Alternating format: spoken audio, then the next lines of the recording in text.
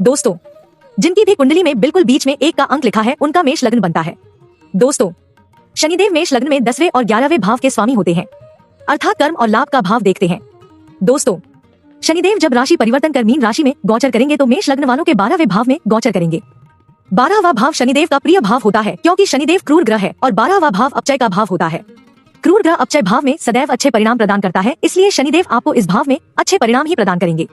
जिन लोगों की कुंडली में शनिदेव अच्छी स्थिति में, उन्हें विदेश यात्रा या विदेश से लाभ प्राप्त होगा। यदि आपने विदेश में कहीं पैसा लगा रखा है तो आपको निश्चित लाभ होगा।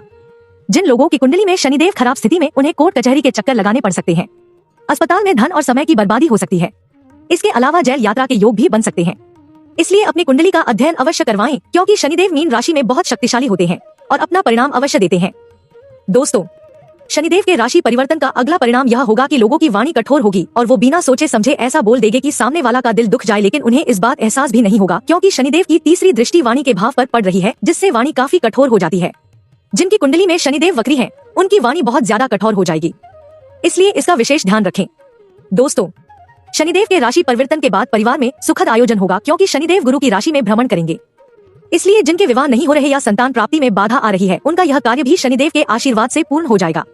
दोस्तों, शनिदेव के राशि परिवर्तन के बाद एक परिवर्तन यह होगा कि संचित धन सेविंग अमाउंट में बढ़ोतरी होगी क्योंकि शनिदेव गुरुदेव बृहस्पति के अनुसार परिणाम प्रदान करेंगे और उनकी तीसरी दृष्टि सेविंग अमाउंट बढ़ाएगी, लेकिन अपने स्वभाव के अनुसार शनिदेव अचानक से धन प्रदान न कर धीरे धीरे धन प्रदान करेंगे और यदि गलत कार्यों से पैसा कमाया है तो धन को समाप्त भी कर देंगे। इसलिए अपने कर्मों पर अवश्य ध्यान दें। दोस्तों, दिनांक 29 मार्च को शनिदेव जब मीन राशि में प्रवेश करेंगे तो कुछ समय के लिए शनि राहु का प्रेत योग भी निर्मित होगा। दिनांक 15 मई तक के लिए यह योग बना रहेगा। इसमें मानसिक अशांति, प्रेत बाधा, दुर्घटनाएं हो सकती है, लेकिन शनिदेव और राहु देव की डिग्री न के बराबर रहेगी, इसलिए यह योग इतना प्रभाव नहीं देगा। फिर भी आप सतर्क रहें और महामृत्युंजय मंत्र का सतत जाप करते रहें। दोस्तों, शनिदेव के राशि परिवर्तन के बाद एक परिणाम यह होगा कि जो लोग धर्म के रास्ते पर चल रहे हैं और सभ्य हैं, उनके रोग, ऋण और शत्रु समाप्त होंगे क्योंकि शनिदेव की 7वीं दृष्टि काल पुरुष कुंडली के 6ठे भाव पर पड़ रही है, जिसका स्वामी बुध है, जो शनिदेव का परम मित्र माना जाता है। इसलिए यदि आपके अब तक के कर्म अच्छे हैं तो आपको पुरानी बीमारी से छुटकारा मिलेगा, या आपका पुराना कर्जा है तो वो समाप्त हो जाएगा, या आपका कोई शत्रु है तो वो भी समाप्त हो जाएगा।